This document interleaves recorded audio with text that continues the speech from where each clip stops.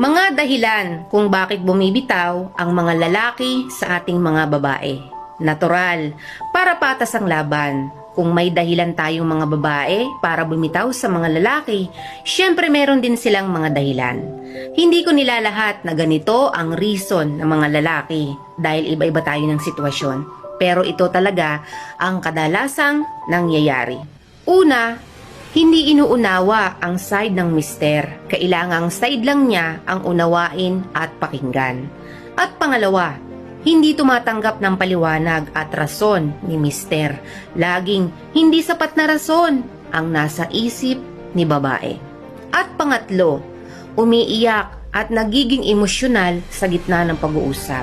At pang-apat, ang gusto lang na solusyon ay sundin siya ng mister niya.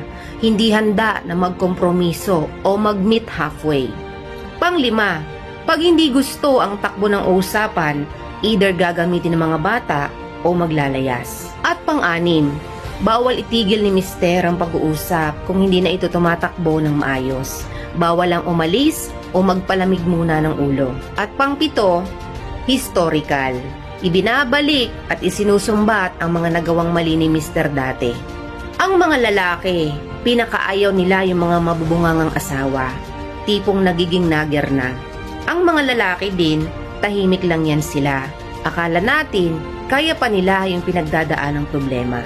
At dahil tinuruan mo si mister na sumama ang loob sa'yo, hindi ka na niya kakausapin or maghahanap na lang siya ng ibang paraan para masolusyonan ang problema niya o para makayanan niya ang pinagdadaanan niya. Dito na papasok ang bisyo, barkada at ibang babae. Kasi alam niyo girls, may ibang lalaki na kahit matino naman talaga, napapasama pa rin sa kanyang misis o sa kanyang partner. Dahil kung minsan, si babae naman talaga yung may mga ginagawang masama at ibinabato niya lang sa partner niya para hindi siya mabuko. Kaya sa mga matitinong lalaki dyan, saludo ako sa inyo dahil sa kabila ng mga problemang pinagdadaanan nyo, nananatili kayong matatag at hindi naghahanap ng ibang masasandalan.